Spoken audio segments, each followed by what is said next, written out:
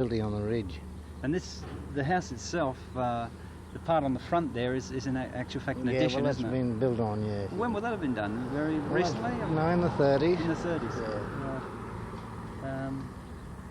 So we had this house, we had the three houses that we've seen. That's well, as an afterthought, going back to Brady's house, I understand it was used as a church. Can you tell us about that? Yeah, well, there used to be an old priest come from Narrabri,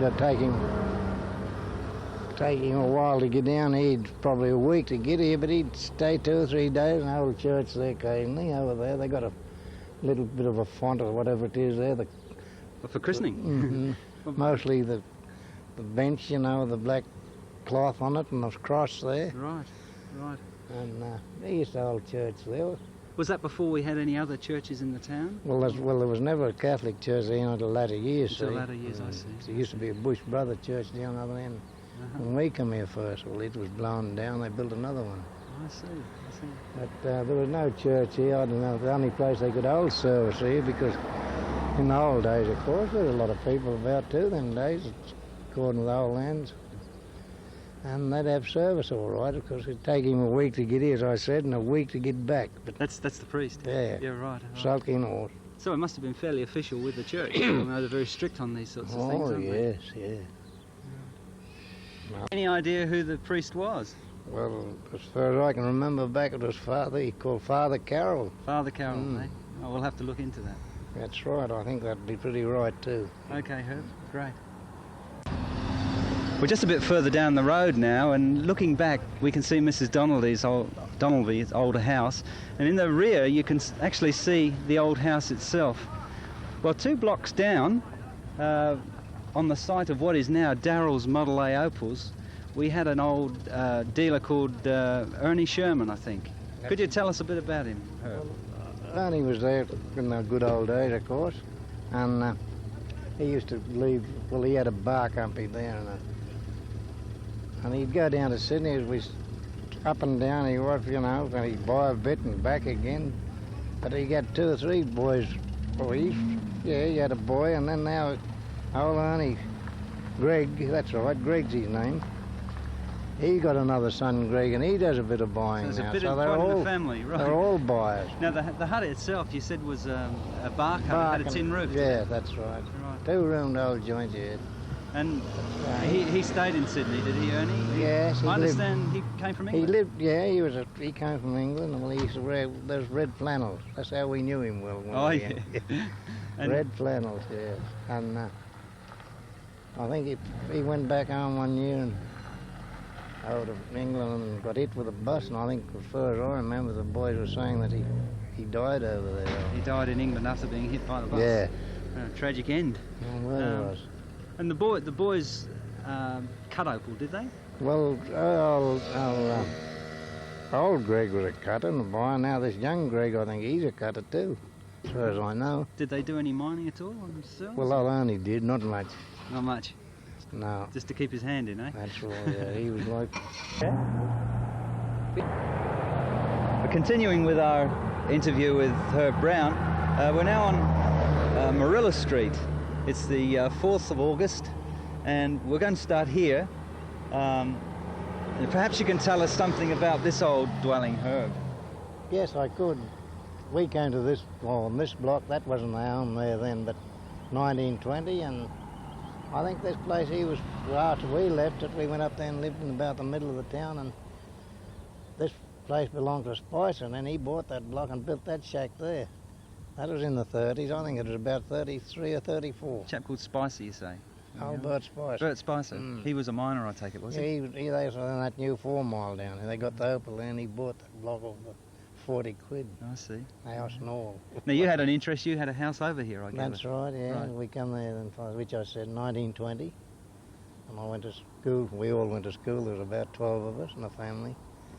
We went to school in the Dominic family. They lived back, the old grandfather Dominic, and his wife lived here, old granny, and now Jack and his wife lived in that block there. Well, then there was the church, and Bruce's on that corner down there, and that was all the places on that side of the door, right up to right up past the police station. Of course, in those days, the road wouldn't have come in this way. That's right, this It would was have the come in main road. Right. Oh, this was the main road to the 3 Mile to Oh, I past see, the yeah. post office, yeah. Right. Yeah. And there was one place here belonged to Bailey, just the opposite our place. Here. Directly up Bailey now. Who is Bailey? Old George Bailey used to be a butcher and work in the butcher shop here, old Right. George. He was a full-time butcher, was he? No, well, them days he used to go for, well, there was 2 bits of shops going, and he used to go from one to the other. Well, he was a butcher by trade, old George. But, Did he do any mining? yeah, they mind. I mean, he had a son and some daughters here. They married, of course, but and that's all lived on this side till they got here, where the old post office used to be. And you were saying earlier on that most of the township was in this area rather than Well, at the I other mean, there was these only about 3 places there, Mm-hmm. and the church, I'm sorry. And on the next corner was where old son Bruce and all the family lived, Right. and one the place here, straight opposite. Getting back to the house, Herb, I understand quite a few people have lived there. Perhaps you could tell us something. The Graham brothers, can you tell us something about them? Well, George and Sid, they used to come and go a lot, see. But I think the first time they come here was 1927, and they used to live up in Angledale then, they were all working. But they eventually got down, I think they were in every hut or house around that was empty that was finished. Well, But they finished up here in, I think it was by the end of around about the 40s anyhow. They finished up here in this place, and they eventually bought it off Spicer for about 25 quid or something. off who? Spicer, Bert Oh, Spicer. right. For about 25 quid, well, they held it all the time then, see. Do you remember it being built? Oh, yes, it was very roughly built. Do you know who built it? He did, Spicer. Spicer actually built it, right. Yeah, he built it. When you say roughly built, what do you I mean? mean, all inside was Eshen, and they used to, all the poles were all burnt first before he put them up. The round timber he put in it, that's Right. all there was in it, Right. round timber. But anyway, George and them used to have a lot of trouble. There was a pet calf here, belonged to my old man. He used to sneak in. George said he'd eat all the money, eat the pound notes and the silver too. So George was he used to went to the police. He said he cleaned all the silver up too. So it wasn't the calf that cleaned the silver up, it was the kids. I bet the house has seen a bit of opal. What it is, yeah. What about any of the other inhabitants? Can you Well, think I of any mean, of I them? don't know what there was, and he used to keep it locked, see, old George. When they went away, they wouldn't let anyone in it. But before that, Joe Bavang, he was an old imbecile sort of a bloke, used to knock around and cut a bit of wood and that, filthy old man. But he used to try and break in there. He'd sleep there one night and next night on the road. They were hard to get on with, the George and Sid, when they first come here. See, of course, they weren't very old, you know. Mm. And which I said, it didn't matter who worked with them, they were robbing them. Yeah, I did. They were funny men.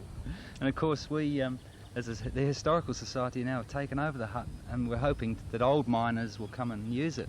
Now, in recent years, do you know of any old miners who've been in there? Well, there's only one old Mac. He's still here, I don't know. He lives in the Trams now, I think. Mm-hmm. He lived there with the Grange for a while, and then he took over after George Sid died.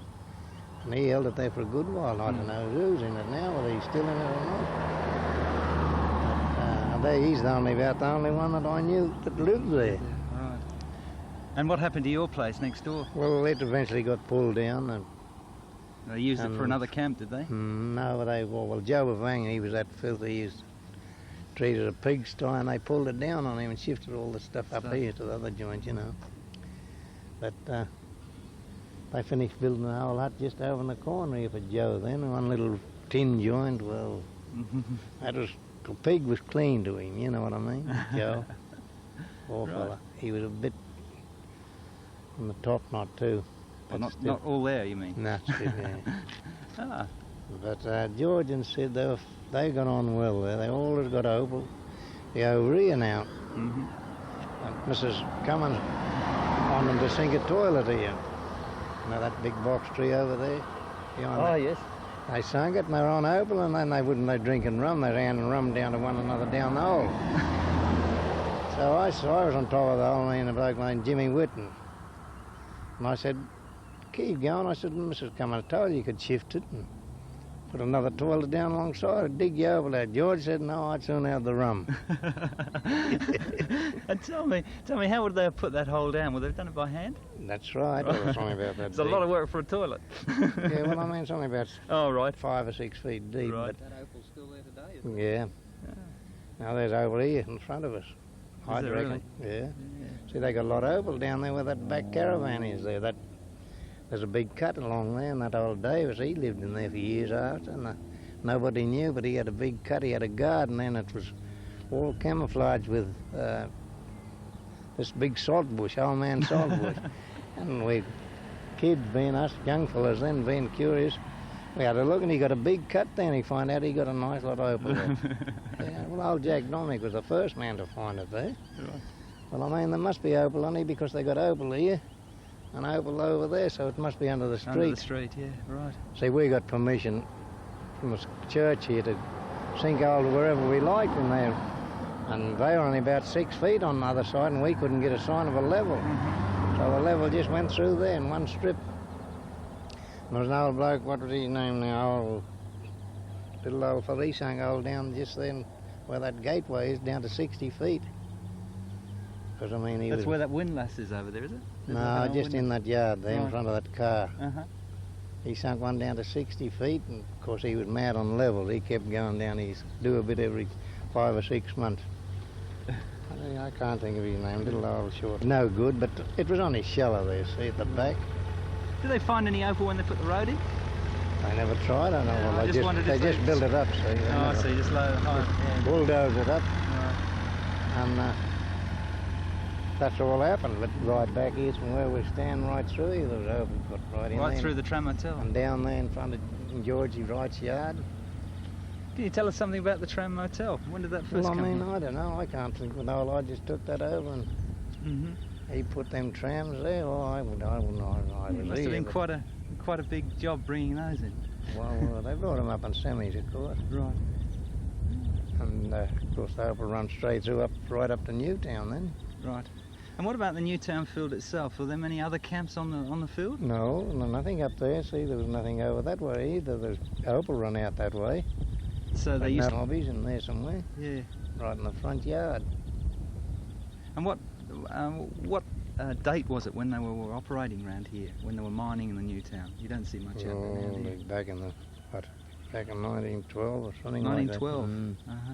See, And when did they pack it in there? You remember? Which The Newtown field. When did that? Oh, I think that was about, Bob Bruce said something about 1908 or something that opened up here, surveyed, and they started Right. this new town. But they don't mine over here too Oh, much now, no, do they? When no, did no. they finish mining there? Oh, well, that's not that long ago. It'd Mm. be what? Since the council took over. They Right. cut that off. Well, so they actually stopped any mining going on. They I see. filled all the holes up here, the shallow holes, a lot of opal left Right. up here in the back in that lane there. Right. But they made blocks out of it. They surveyed blocks there and filled them up.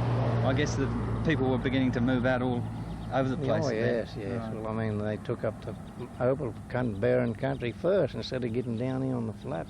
Right. The council, that's where most of the town should have been out through here. But Right. they'd like to get amongst the old mines. Well, they left a lot of opal, Mm. I think, anyhow. Yeah, well. We're just about 50 yards up the street, and we can see the old church over here. Not old church, the new church, I should say. Tell us about the old church, Herb. Well, the old one was at the back of it there, and a storm ripped her up here one day, twisted her around. They had it propped up here for years. They still went to church there, but I wouldn't. There was a lot of people who wouldn't go into it. It was too dangerous. What was it made of? Oh, just something similar to Similar that. weatherboard type Yeah, place? weatherboard, no lining or anything. This is the Church of England, isn't it? That's it, yeah. Right. Well, anyway, they decided they got enough money together and they finished to build this through the Bush Brotherhood from Brewarrina, and they built this one. What year? Oh, I tell you what, Nellie could tell you, but I couldn't. Mm. But her father built it down in Eamon Roy Allport. It was a Nixon job, of course. He was a warden, old Jack Bolt, of the church here. And this place here was... This is the one next door. Jim Dennis built that. Yeah, I don't know. That'd be in the 40s, about 40 or 41. And Is that one house there? Yeah, well, a bit built onto it here, you see. Right. And it's a very roughly built joint too. But I think Dick lived in it once on Flo. My sister, she bought it in a finish. Right. And she finished up selling to Hodges, I think. Harold. Well, That's right. I think Harold lives there now, doesn't he? he's place, there's an old lady there now. Right. All right. Going across the road from here, I understand this was the old post office. We can just see the foundation. Yes, As we turn that'd that be way. it. Yeah. Tell us a bit about that. Well, I mean, I didn't know much about it. Little Bruce boys told me it was the first post office up here in Newtown, and they shifted from the Martin, but a bloke by the name of Martin was the chap who was in it. He was the postmaster then, Bob Bruce tells me. And well, when we come here, I think by the name, chap by the name of Ammon, yeah, Val Ammon, his wife was living there. And they'd shifted it down to even to Dominic's block down there. And how was this related to the post office over on the field, Nettleton? Was this after that or before that? Oh yeah, this was after. This was after that. 3 mile of the first office down Right. Nettleton down here. It was Right. the first post. So how did... did you have two post offices at once, or...? Well, really, they used to pick the 3 mile mail up there as the horse and buggies went past. You see, they'd collect the mail and then pick the 3 mile mail up down there. Oh, I see. And this Yeah, would be but the sort of central depot, right? This was the main. They couldn't get money orders or anything like that down there. With you. The administrative side of things. Yeah, if it's just the letters and parcels they'd pick up and then take them on into Walgett. But this is where that robbery took place here with the mail bags, Opal. Tell us about that. And Who was involved, do you know? Well, I do know, but I couldn't say. Right. But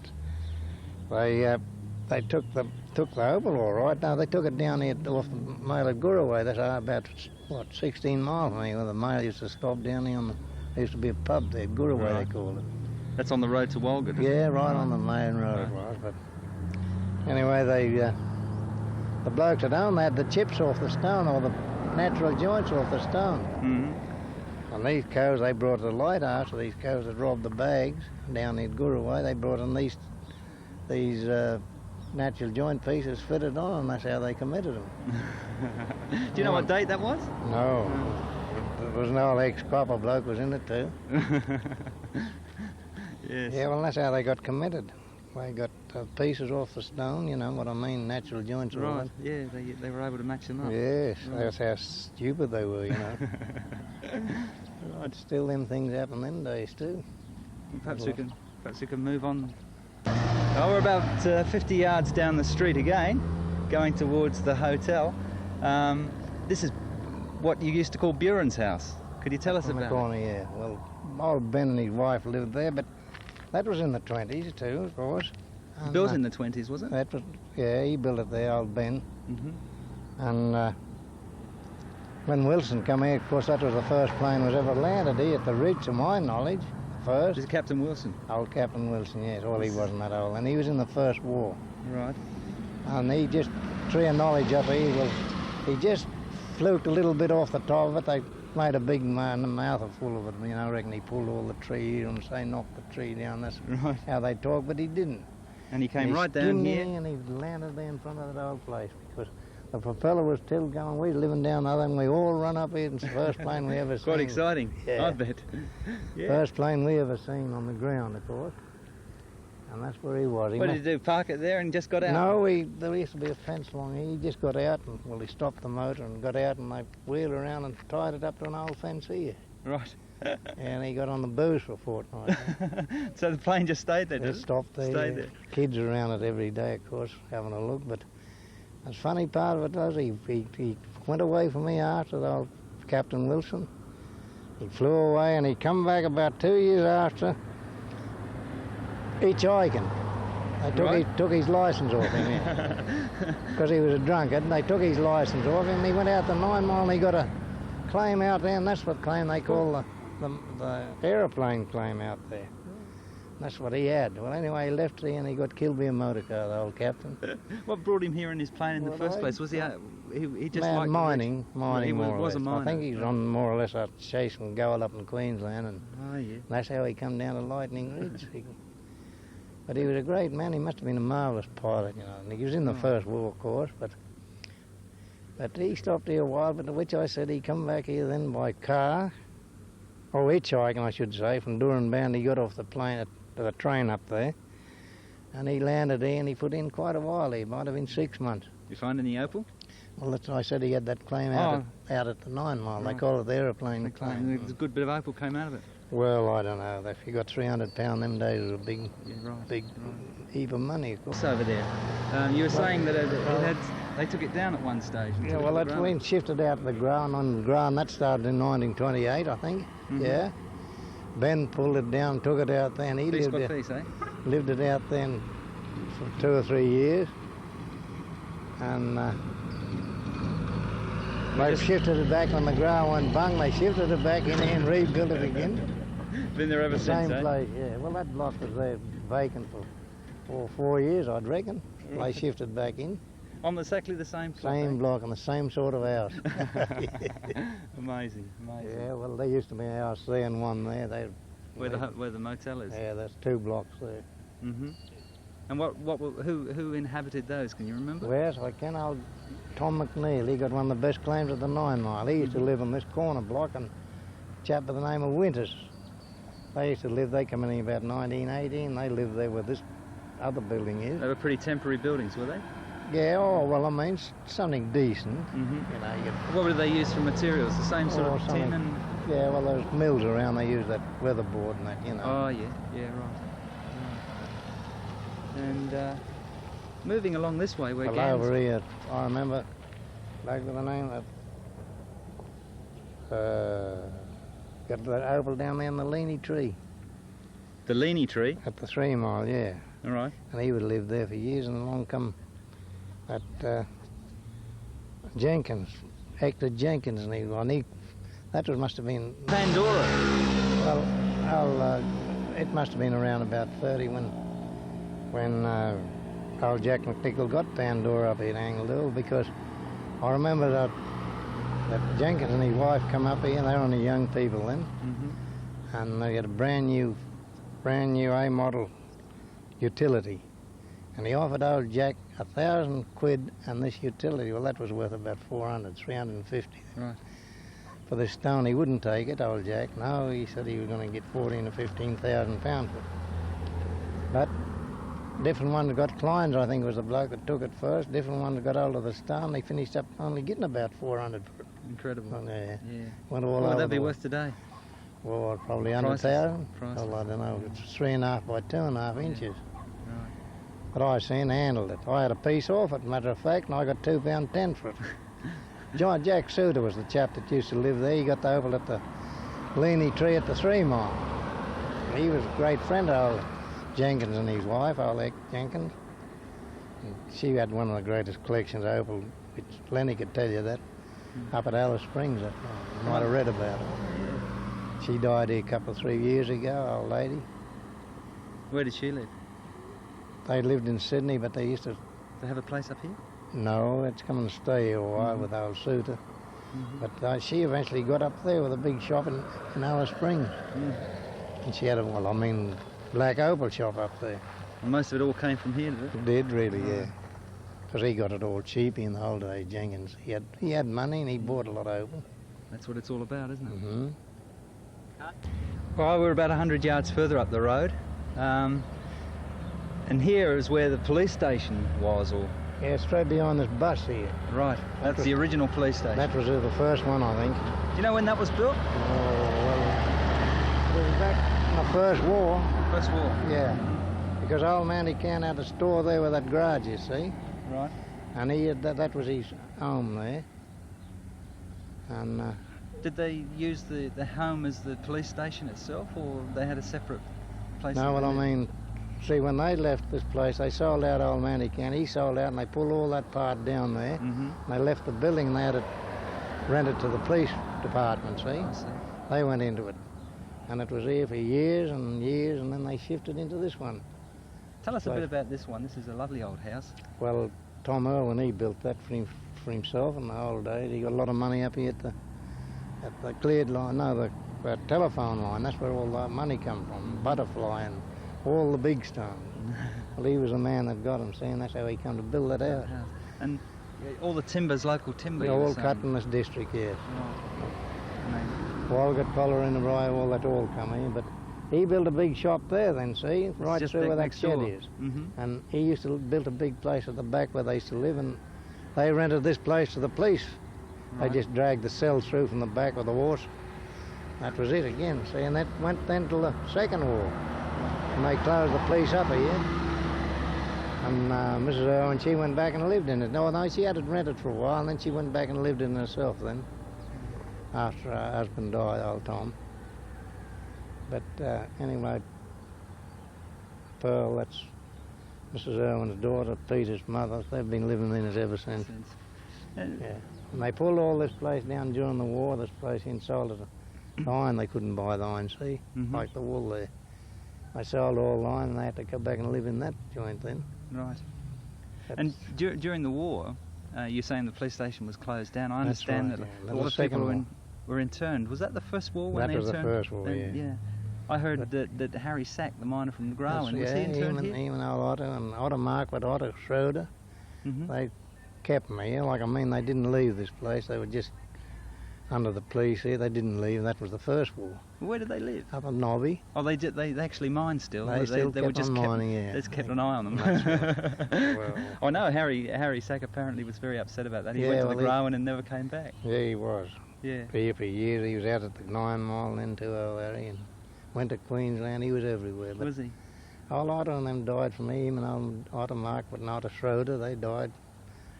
In and around the town. In Walgett, I think, yeah. Right. One bloke fell down a hole there, the old Otto Marquardt. Yeah, he fell down a 40-foot hole there at the stream and broke his back. Oh, And nasty that's end. how he died, yeah. Yeah. And what about around here again? What was over where we've got the Memorial Hall now? What was there? How long's the Memorial Hall been here? Well, this here, Hmm. well, that, I don't know what years it was built. It wasn't such a long time ago. Yeah, so there was nothing here. No, this was the police block here. This was a police Just where we're paddock. standing. Yeah. Government building, really. Right. That's all they kept this full block for. Oh, I see. So this was all administrative, and Yeah. that was where the policemen lived, was it? Yeah, Oh, well, I I mean, see. they just had their horses in here. I see. They just held the blocks, see. Right. They patrolled on horse, did they? That's them days, yeah. Oh, Used yeah. to ride to the Queensland border, meet other police there, Angle, Gadooga, Right. and they'd come ride back. Might be take them a week, but they'd eventually get back. And did they did all the mining regulations and things Yeah, like that? Did a they? lot. They did. Yeah. Mm. Wow. Very interesting. Yeah, So they've been really the heart of the administration in the town, I guess. they were the main men, the police, and they done a good job in them days too. Mm. Like, gee, they did for the, horsemen. They have to be pretty tough men, I'd say. Oh, tough, yeah. Well, perhaps we'll move on down the road a bit. Well, moving down a little bit further, we've got the second post office. That's Maybe it, you yeah. can tell us about it. This lovely old building over here. Yes, well, I mean, I think that was in 1910 they went into that, as far as I remember. Like, I mean, fellas telling me here, but, Why would they have moved? well, I think that, they want a bigger building, see? Right. But the place got bigger, and they got a bigger building. Well, that was here for years and years, a post office. Albert Dominic took it over. Well, how did it originate? Was it there before they took it was over? it was a dwelling, ordinary dwelling. and Do they you know who built it? I think, no, Albert Dominic built the back part of it, I knew. But it's quite a nice place inside. It's surprised you. It's all that ripple iron, Right. But that was the post office, and they had a little lolly shop, cool drink shop on the side there, and the daughter used to play the piano. Well, what a place, hot beer and music going every night. Do you know what date they moved in, roughly? No, I wouldn't. And who, when they did away with it as a post office, what happened then? Well, they built a new post office on the corner of that place there, see? Where the Hines, Dawson's is? Hines was in it after, and this bloke by the name Hines. Mm-hmm. And he built that place there, the government. Well, I mean, he's working for the government, but he built the building, he got the place built, Right. and he shifted there. So what date would that have been, roughly? I've got no memory No of the idea. date. No, never mind. But he was there for years. They even had a pop shop over there, lolly shop and cool drink and all this, And who else lived in this house? Well, Albert Dominic lived here on and off them, so he simply left here. And then old Mick Cantwell come into it. Mm-hmm. It's still in the family. Old Elsie died here this year, Right. and Bob's in it now, of course. It was a great old place, all right. So, you know, the first Bowser ever put in, we dug one there, my brother and I, one there and one up there in front of that by hand. It took us 3 days to put a, 500-gallon tanks in. Thanks. Right. They were the first one in, one there and one up there. Well, first in the town. Mm-hmm, Well, Bowser's, yeah. Yeah, right. And then we put another one in front of this place here and one in front of Reese's old shop. Mm-hmm. Mm-hmm. But all done with pick, no jackhammer or anything them days. In those days, no, right. Got about 8 or 10 pounds for doing the job. Right. A lot of money. But I suppose that was the pound was worth them days. See? Well, that's right. You've got to work it all out, I guess. Well, moving on, this block here, this was associated with the pub itself, wasn't it? You're telling me there was a hall there. Yeah. Maybe we can move around a little bit. This place here, of course. Where the black that opal. old Regans used to live. The old Dad Regan, when we come here, old chap, all Irish. They had a bit of a beer shop there too. Right. There in that joint, but that's all been rebuilt. A little old bar company it was. That's all it was when we come here. But the hall was a big place. It was nearly the full length of the block. Well, where would the hall of the old house would have been? Right where the car is here? No, would right it? where that one is now. Where that house, Yeah. and then the hall was this area where Join it, yeah. the motel is. Right. And that was administered from the pub itself. Yeah, well, he built it. The old publican built that. When he built the pub, they tell me, Bob tells me that. Well, tell us about that. Tell us, can you remember when the pub was built? Well, he did tell me too. The year it was built. Well, I think he said it's 1906 or 7. I'm not sure, but. Right. And they put the all up at the same time. Rennick was his name. Well, tell us about some of the early days of the pub, Herb. Well, I wasn't allowed in the pub till I was 21, so. How old were you when the pub was built? Oh, well, I mean, the first pub we weren't here then, in the first one, but I was here when the second one was built. What happened to the first one? It got burned down. It burnt down. Do you remember that? Yeah, 1927. Who burnt it down? Old Firebell Jack, they used to call him. Nichols. Yeah. He burned down all the old pubs in the back country. Did he? Yeah, he burned down 3 in Walgett and 1 here. They called him Firebell Jack. So they built an old shack there then with out of that iron and all through so he wouldn't burn the next one down. But it's still there. What did they do with him? Did they put him away eventually? No, He'd no. still Well, I mean, they never. couldn't prove it. No. Couldn't prove it. No. But he had a lot of fun burning pubs down over there. Well, the pub, as it is now, how does it compare with when it was first Well, put I up? think myself that the old pub was a better pub, really, Mhm. because I think there was more rooms, or Mhm. there'd have to be. Now tell me, And that was is a that the first- one that burnt down? Or? Yeah. Yeah, right. And there was a first-class dining room and a kitchen, everything. Mm-hmm. And the rooms, they had rooms for all the miners or whoever come to stand. Tourists, not really tourists, but Mhm. mail on the people that come on the mail on it. Right. First and second class. It must have been the centre of town.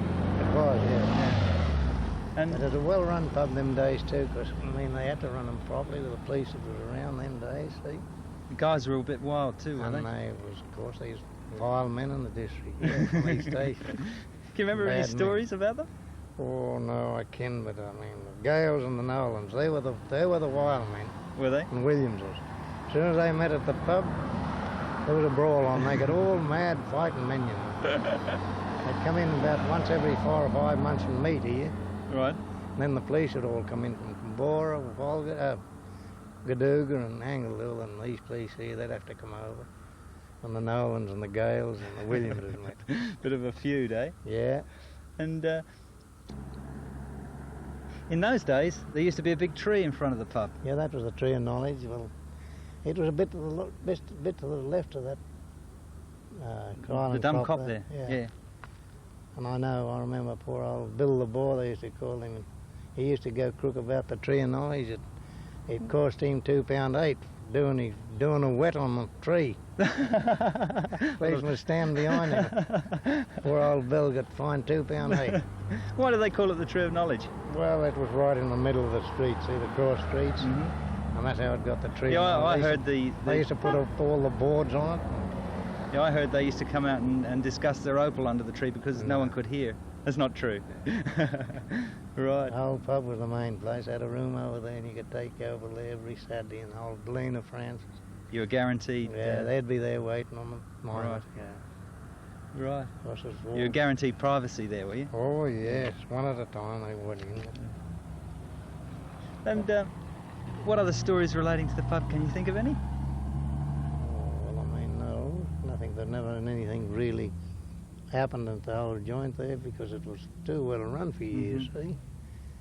Were there Yeah. were there many people who came into town, say important people that you can recall who stayed there? Yeah, well, I don't think he stayed in Walgett. The governor, they come in from that hall too. What's his name? The chair, yeah, the chair. Governor Chair. And his wife. And they had the red mat from the pub over there for into the whole hall here. Oh yeah, that would have been a sight to see. Yeah. Oh, we had some The beautiful- Governor General, was it? Yeah, I didn't quite catch the name. I think he's the Governor General, the chair. No, it doesn't. There was two of them, both two of them come here. Right. The chair was one, I know, but because we had some photos there taking the big ball at night when he was here. Where did they have the ball? In the hall. In the hall. Yeah. In the hall. That would have been Yes, quite I think something. he did stay at the hotel. Mhm. So I think it was, I don't know if they had the motor cars going. Yeah, of course they did. He might have stayed in Walgett, but I know it was late night, 2 o'clock in the morning job. But they had the red carpet out for the old governor. Yeah, special licensing hours too. Yeah, well, And- they were 6 o'clock days, 6 o'clock closing and 6 o'clock opening in the morning, of course. And how did he arrive in one of the big old limousine type of things? Well, did he? yes, you're Yeah? right. Yes. them Was old it a square ones. cavalcade? You know, with a group No, of I think cars? it was a big Studebaker. Right. Yeah, a big square. What, a motorcycle escort, was it? No, I don't think so. No. See, there wasn't that many people. There wasn't very frightening. There wasn't Right, that many that's true. people. Well, we're continuing our recordings for the Lightning Ridge Historical Society, and here we are at the new chum, Herb Brown. Perhaps you'd tell us something about some of the characters who started the new chum off. Well, I don't know really who started it off, but old Billy Bavang, Darby's, they all had claims to them fellas in the old days, and old son Bruce. Boodle was the man that got the oval in the first place, but all these fellas got a lot of oval along here too. And of course they were camped all around here, but latter years there was blokes camped here like 4 Dog Harry we used to, 5 Dog Harry and old one-armed Tom Barber. They always used to camp around in the Williams. They got a lot of money here too. And that's years after this started. Of course, that was closed then. You know what I mean? Yeah, well, now we have what they call the drive-in mine here, and Yeah. I guess being so rich, they decided to excavate the whole area, did they? Yeah, they did. Yes. Well, I had claimed there 10 or 12 years ago. There, I had the full run of it there. I got a lot of opal too. We've moved over to where the camps were, Herb. Tell us something about this thing here. That was the horse days, of course, and Harry, we called him 5 Dog Harry because he had 5 dogs, and that's what he really thought of, his dogs and his horses. And he camped here for quite a while, and he had everything hanging in these trees. Well, it looks like if he's put an horseshoe in there and it's grown into the wood. It's actually grown around. Yeah. That's incredible. They do that too. It grows in around the horseshoe. Can you tell us something of what his camp was like? Or just ordinary tent, you know, the old tent. And a fly run out between these trees to eat under, that's all. And bush shed around here, stuck up between these trees. But there's other people camped here. In my time, I'd probably be 15 or 20 people camped around here, you know. When was that at exactly? different times. What time were you Oh, here? well, What I like- year, can you remember?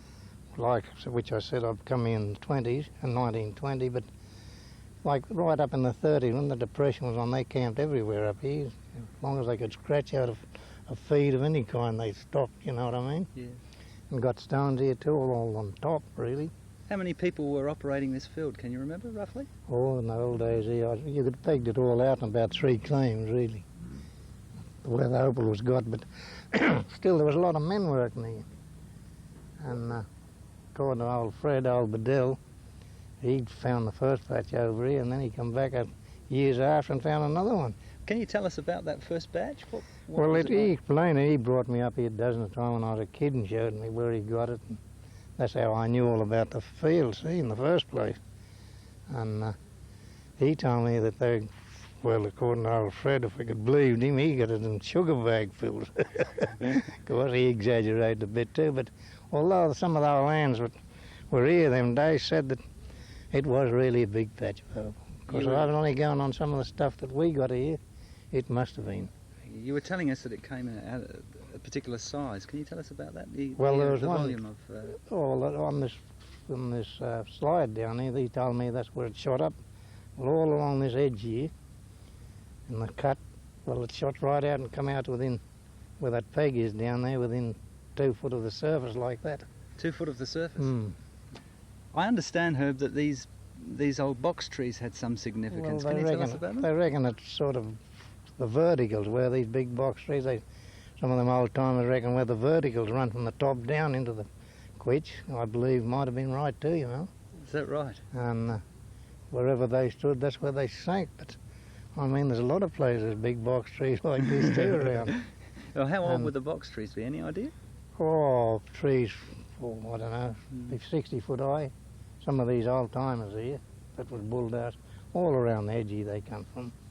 But it was a scrub, a natural scrub here. You could hardly walk through it in the old days. So the clay is sort of. They cut all these trees down, logging holes up, which are, you know, Lenny's probably done him. Standing in the open cut of the New Chum, Herb, perhaps you can describe to us what it was like before they cut it. Well, it's just like the top up there before, you know. There was no cut, of course, but Arthur Blackley put this bit of a cut right from this end to there. And you were telling us earlier on that there were a number of holes. Oh, yes, all in there where that shallow ground shot out, all up here. They were side by side, you know. You just clean one hole out and clean the other one, chuck it back into the next one. That's how fun. Right out here, of course, I mean, it run right out nearly on the surface there. They're supposed to break the big stone there, right here in front of us. The big opal, you mean? Yeah, they reckon it's bigger than a golf ball. And it was on its own. Did it have a name? No, they smashed it up. It just filled of tobacco in one of those round tobacco tins. According to old George Darby, he was the man that got it, but he had some bloke on Joe Bavang on here digging a hole for him, because Joe wouldn't know a bit of opal from dirt, and he smashed the stone. But Artie Bruce and all them fellas always talked, because they were here before me, see? And they always talked about this place here, and the big stone, that's where it was there. And that was it. See, and it shot out there. Well, nothing, it's just one strip from that big slide down there, come here, it shot up here, and that's where it finished, right here. We can still see traces of slides in Yeah, there. that's the first one to see where it's finished there, right against that sandstone. And what about this area down in the bottom there? Well, that went deeper like that, you can see over here. That went deeper. Right in there, yeah. Oh, And yeah. what brought about the open cut? Did some of the earlier mines subside initially? No, or he had an idea after this open cut business, you know. And of course he knew that this was one of the richest field. Old Boodle was always having to come up here and have a go at it, and he did, but he never went deep enough. See, Arthur just pushed it out that end and up here. Well, he sort of mucked it up. Well, others come in here like me. I come in here after, and You were open cutting, were you? no, just cleaning the holes out. And we got all the opal, our opal, in the old dirt that went down the holes. Oh, I see. There was no pillars, really, or a little one, and it all shot down into the deeper ground in there then again, see? And that's where it finished over there. There's still opal up in that part there. It's deep, a lot of water in there. That Boodle tells me right at that end was a big patch of opal where that ground's still left up there. At the top? It's about 34 or 5 feet there. But he said there's a big patch of opal got there. 2 shearers, old blade men, he said. One of his own mob. That Boodle was camped over here. Whereabouts exactly? On. See this side of that pipe? Right. Well, I mean, it was all levelled off there. Yeah. And there were some beautiful trees there, then them big wilgers and bunnery trees, we call them. And he showed me exactly where he camped and where he sunk the first hole and where he got the first opal. Along there about where the bit from towards them, where them ducks are swimming there. But it's all on top. Nothing deep, only rubbish. But it did make good opal in the deep country. Same here in front of us. There was good opal there. That was one of Boodle's patches there. What was the opal like? Is it true black? Some of the best. Uh-huh. Yeah, all kinds. They reckon some of the best light opal off the field come from here too, but we got a lot of it too here, all in here. And some of the best black stuff and some of the best grey, smoky stuff too. Of course, I mean, it's like that on every field. Now, from the field, is there very much around here? No, Or is I mean, it just an odd spot? just this here in the back there, again, this is the old chum. Well, it's shallow, you know, just shot out in the gravel. But they've tried all around, right up through here, nothing. And according to old Boodle, he used to tell me that if you laid a rug out, the patch had just covered it. He got up there. What do you reckon he got for that? Well, he reckoned he'd have if he spread it out, it'd cover a rug, but he said he'd have a 4-gallon tin full of opal. And that patch there alone. Worth an absolute fortune today. Well, I mean, he got another big patch just here beyond this deeper country, about 17 feet there. Because I worked all in there and got some good stuff, but we only got it in the old dirt that's been noodled down, see? Down, See, all the ground was gone from underneath. But we got it with all the dirt that was noodled in.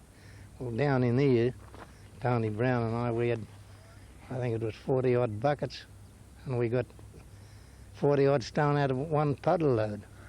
Some of them was 30-odd carat. Well, there you go. That pocket had been dug out and brought up top and noodled back into the hole again, see? So that's how they missed it in the old days. At that time you were puddling? Yeah, not just water rumbling. puddling. Well, we went over here and we dropped the truck over there about half a mile over. Something went wrong with the carburetor, and we said, Tony said, "Oh, shovel her off it." No, I said, leave it there. It won't hurt. So anyway, about a fortnight after, we put a oil tin on the top and we fed her that way through the carburetor. And we got one stone of it, I don't know, worth about $2,000 then. And he wanted to tip it off, so it paid us for that, leaving that load on. Was there much ratting went on? No. Oh, yes, we come up here and there'd be sort of them dark women that used to come up here and noodle, but you just say, get going, away they'd go. But most of it, we got it off the top, all this shallow ground, and I'll say it again too. See, they got all opal and cut all the country out in the shallow ground in the old days. They had to like canfuls, the flat, and they pulled it all on the top, see, it was only shallow. And they spread it out, of course, they noodled it down different holes, all like that far apart, which we just said. So it went down one hole and they never bothered about them, but years after we started to clean them out. And that's where we got our money out of them. Who was doing the dealing in those days?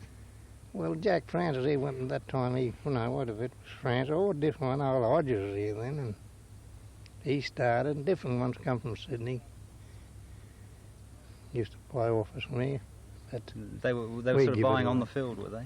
Yeah, we give it away though, Was Mrs. Lenz here those days? Yeah, that's right. She Larry used Reynolds? Yeah, old Larry, that's true, yes. They used to buy a bit. But mostly we sent out stuff, the best of it we used to send it below, well, and we knew what we were Sydney, doing. you mean? Mm-hmm. Well, we're further down in the open cut. We're going to have a closer look at where Boodle was working. Where did he take the big patch out? Well, straight opposite that big block of ground that's coming in there, see, well, I mean, that's where his camp was. He showed me exactly where he had his camp. Above that little crane, where that crane is roughly, was it? No, this side of that. This side of the crane, just over there. Yeah. And of course, I mean, you can see where the country shot right out there, right over the other side too. Right. But underneath that, no good. Second level, no good till it made in here. Right where these drives are down the bottom here, I guess. No, it's sort of the second level is no good out there. But she shot out, which you can see right across there, right to the surface almost. And it come back down there onto this big slide, and that's the thing that made it, that big slide over there. Just over here. Yeah, well, it shot it up, see, and brought it all along here. And what about these drives in here? Are these new ones? I know, well, that's the second level there. But right up on top, see, you can see the top level. No depth, is it? That's right. And that's where all over shot in, which she even finished over there, this side that, well, there where that fence is there. She'd finished there, or this side. But it seemed to be that one strip right through there and shot out right up here on this end, right at the top of the surface. But when it come down in here, this strip in here, made good opal again. And it's still opal, which I said is over on that end there. Boodle he reckons that was one of the best claims, deep over here, about 30-odd feet, 34 or 5 feet in there. And there's still opal in there too. Of course, the water's got it now. Well, destroys things. There's a couple of blokes there. I think that Lenny'd remember there was two brothers, Germans here. They camped just here, and cleaned hole out there, and they were on good trays, and they put the motor down to pump it out. Well, one bloke, we used to call them Gold Tooth and Leather Pants. We didn't know their name, and they just got one bloke up smothered with that monoxide poison, you know, had the pump down the hole, and he went down with it. And he just landed him out of it on top, and he gone. Were there many other accidents? No, that's the only one. Oh, there's another one here with Big Rider. He went down this hole here, about 30 odd feet there he was, and he was getting the water out of the bottom, and he's what's his name, like this, bailed up halfway. Well, he had no way of getting up fast or anything. And I was over here, and I looked up about half an hour. I didn't know he was down there. And I come over, and he just got past and overcome the bucket, whoosh, past him. Well, that'd have been in the radar, see, if he'd have been hit by that bucket. Well, that was just here. But up at that end there was some good opal got, where that big slide is, right across where that pipe is. When did they finish up here? Oh, I don't know, he'd be able to tell you more about when they finish this lad here. He's been up here ever since. You cut When that I then? left Oh, here- sorry. Yes, when I left here, well, Dick, my brother, he took this part over here. And I think it was, I forget his name, a Pommy bloke, he took that part. Anyway, Avagana mob had this, got this part here then, and they took all that country right through then. Did they do any good? But, I don't think so. They never paid near the work. Been they'd worked done. out. But this seemed to be the greatest place from there, right from that pipe up here, in the shallow. And I mean, and according to the old hands too, just where she shot out, that's where it was. It appears to me And that that finish there was where that iron is. That's where it finished, the level sort of cut out there. Hello, we got voices. Can we cut then? it appears to me, Herb, that this is possibly one of the richest patches of opal the world's ever known. Well, for the size of it, sure. Yeah. Yeah. Have a closer look at the slide. Well, Tell you us can- about it. You can see where that pump is down there. Well, the slide's made on that bottom, and it comes right to the surface there, shot right up, you can see. See, What, sort of on a dirt- level with the top of that, Yeah, that it's sort of cave the there. dirt sort of fettered away there now and covered that slide, but it shot right up, which you can see, and that's it, only about 4 or 5 feet. At the top of the galvanised It iron. runs out, yeah, well, Yeah. that's second level. No good over here, but it made in here all right, Mm. and that strip across here. And there's deeper country in there now, you can see. There's something similar here somewhere, there was a big slide in there. Straight down through there. Yeah, well, it's all up and down in there, and that made the opal in there again, this deeper country, see, because old Boodle reckoned that was one of the best claims here, the 2 shearers out, he reckons. That's right, we mentioned that earlier Mhm. on. And of course they got a bit of opal along there too. And right up, that's Boodle's biggest, well, one of the patches he got up there too. That's only about 14 feet, and that's the second patch he got. Yeah. But this was the greatest, he reckoned. So the He most- reckoned it covered a blanket. Well, I mean, it's a lot of opal, isn't it? Right. So you can Okay. see now. Well, we've been joined by Victor Borkovich, who has now got the drive-in mine here. You're going to tell us something about the fossils that Yeah, well, have see, been found. we got a terrific lot of fossils. They're all small stuff. Any bones, like cigarettes with a stone on the end of them, with like a pencil, you know, and sharpened. But we got one little one there with a scale. You could see the scales of a fish on it, all over it, all colour all through it, you know. And it wasn't very big, about that long, but one-sided, just the shape too, and squared off. It's full of all opal, was it? No, it wasn't. It was potch and had these scales on it. And that was all little bits of colour all through it, where these scales were. What's happened to these Well, fossils? Do I think I sold them to a chap in Dubbo, and I got another one that was long and had a long, thin black stone along the top of it like that. Well, that was a fish too, part of it. And we got a lot of mussels and that in there. And bones, which I just said, bones. Are any of them worth a lot of money? Nothing. Or they Or could be. apart from the fact that they were I fossils? know the last time I seen him, he said to me, he said, you can buy them fossils back off me now. Well, that was a couple of years ago, but I'd like to have some of them now. See, we didn't take much notice of it. And it was just after that, remember, we got all these human bones up here. and they Oh, were yeah, down yeah. Human hanging- bones? Hanging in the tree here. Well, there was a cove missing from here when the chum started off. used to live over there in them fir box trees, and he must have just got up from his table. It was there for 10 days like that, set. And I've never seen him set, but George Wells is here puddling just up here where Victor's got a bit of hut now. And in the dump he found all these human bones, and he brought them down here to us, George Wells. There was leg bones and arm, no skull. But we had them all hanging in the trees. He took a load of them down to Narrabri. How many people would have been involved in there? There's only the one. Just the one person? And that was in the dump there. Anyway, the old, which we call them, what, Gold Tooth and the German brothers. They cleaned it out looking for the skull and another bones, but they couldn't, but it was in the dump. George found it puddling. So they never tied them up with anyone? Well, it could have been that fella, see? I see. They've never heard of him since. Yeah. And he was the only one that's ever missing from here. In this particular area. And I What think, year, roughly what year? Well, that'd 30s be- or the 20s, or when he was missing? oh, that was back when the field was going. Well, that would be back before, what, 1910, before that. We're going back a bit. Well, that's the chap, I reckon. I don't think we put it on record. When did the field actually open? Well, I don't know. Do you know the year? I think it must have been somewhere around about 1908.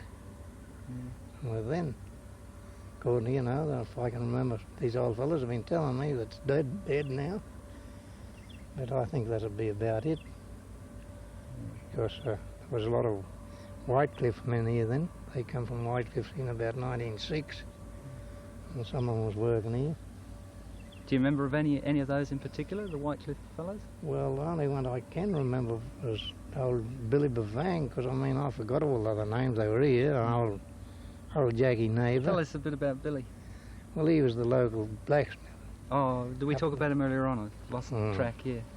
and he had a claim here.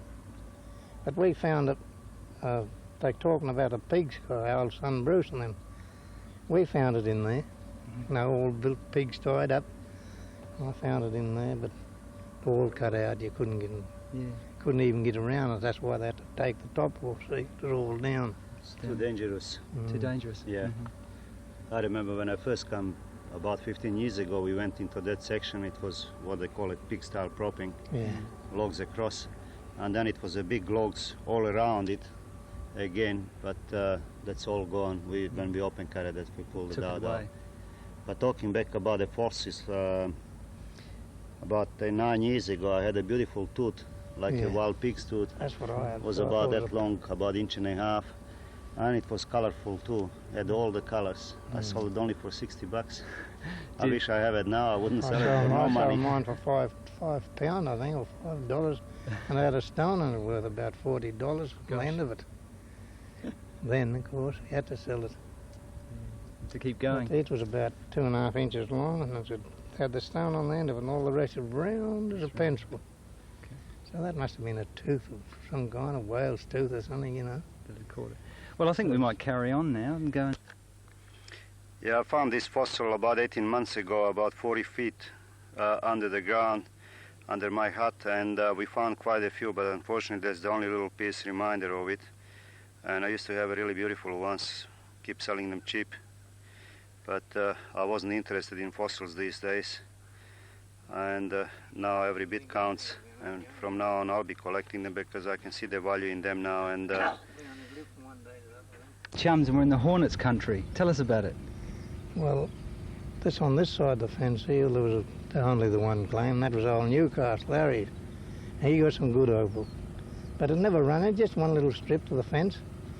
Could have been any more than 30 feet wide, and, you know, only either then, little pockets.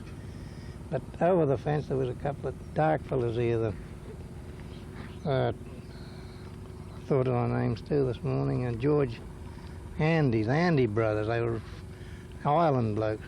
Well, they got a good claim there through the fence, back where they joined the Hornet then. And then there's different ones right down to the run right down there. Going beyond the fence here. You didn't actually know Newcastle's name. No, oh, well, I remember some of the old hands I used to say his name, but I've forgotten it. Once a name stuck and we used to keep it up, you know. You were saying that there were large hills here earlier on, you know. Oh, big dumps as high as that wilga tree there. Some of them, no, not quite that high, but I mean half. You can say pretty well up to that second limb from the top. But they're all gone. They've taken them away. Same in here. Or they just take them across and puddle them? Puddled them away, and when they started this cut business here, well, We've got an open cut beyond the fence. Yeah. Yeah. he pushed all the dirt out on the side there, most of it, and took a lot of it away. And how long would that have, when would that open cut have been taken out? Oh, it'll be, what, 12, 14 years, I'd reckon. Somewhere. Tell us about Jack the Hornet. He worked around here. He was here on his own for months, old Jack. Nobody even knew he was here. Anyway, he blew into a couple of Andes. They camped alongside him in the rock up on the hill there, the other side, on top of the hill there in the village. And he woke them up, and when they come up here, they got to claim join him over here onto the fence. Well, over there, about where that little tree is, that was Hornet's boundary. He run that way, on his little claims, you know. And then there was others from there down, I forget their name, there was 20 or 30. Well, we were looking in the holes just over here earlier on, and they're very shallow. Oh, yeah, well, I mean, it's 8 feet. We used to sink a hole a day there. I worked there for years. And we used to sink a hole a day. That's 8 feet, and it was hard on top. But we'd bottom a hole a day, 2 of us. Hole a The day? Hornets would take him about 3 weeks, because Jack took his time. And, of course, it run out down there to about 3 feet, and they got some good opal where it run out too down there. And there's still opal left over there on the bank, but they've covered it up. Who else was working out here? Can you remember any of the other Oh, names? well, I mean, there was the Gales and Barretts, Tom Leonard,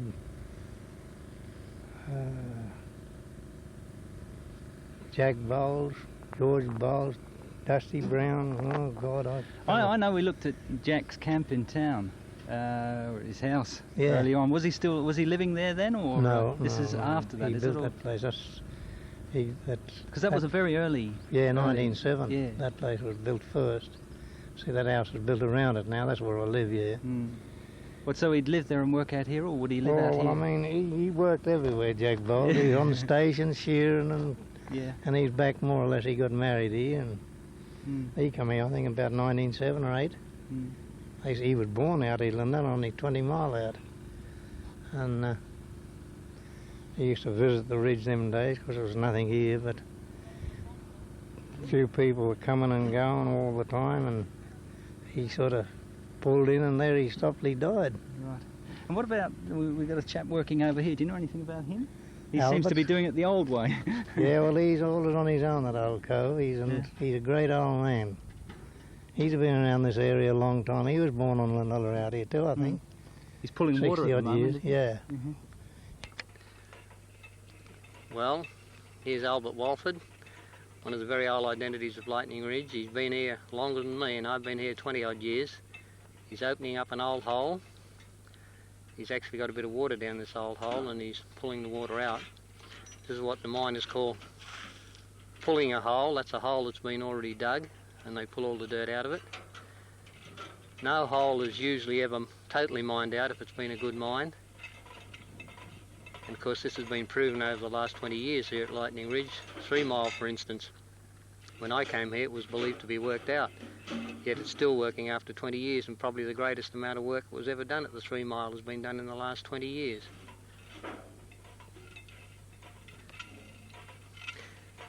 But it's very rare today to see a windlass at work, and this is how the old timers used to do it, way back since about 1903, up to the day when they brought in the automatic tip.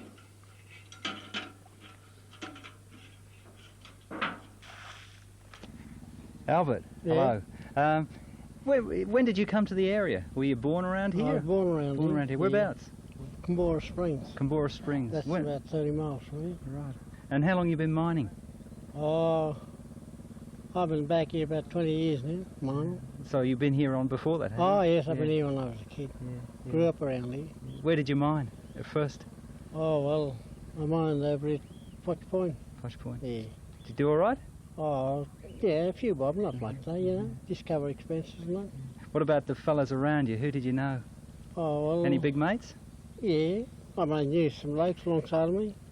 Dave Boller, Dale Bruce, they was all around me then. All Alan working- Smith. And how long have you been working here? No, we've been only back here about a couple of months now, 2 or 3 months or so. And what, you've got to clear it all out before Yeah, you we've can... got to clear this out now. This was full of water, so I had to clear it out now. You like this area, don't you? I'll say it, isn't it? Yeah. Can you tell us a little bit about one of the good stones you found just down through the fence there? Just here, Berlin. Yeah. Just back there, one stone I found. 16 carats. Yeah. What year was that, Albert? It was about 64, 65, it's Berlin.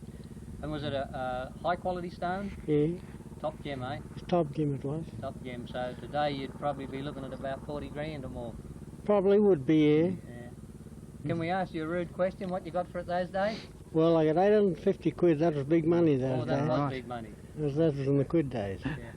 Who brought it? Larry Reynolds or? No, Fred Giles. Oh, Freddie brought it. Yes. Yeah. He'd only been buying about 1 year at the time, Freddie. That's about all, yeah. 'Cause he started in July '63. That's right, yeah. Anyway, thank you very much, Albert. We Right, Alan. may come back to you at a later date if you're willing. Yeah, I'll be around here. Good, thanks, mate. Well, we've moved about a kilometre away. We're at Bill the Boar's Rush. Tell us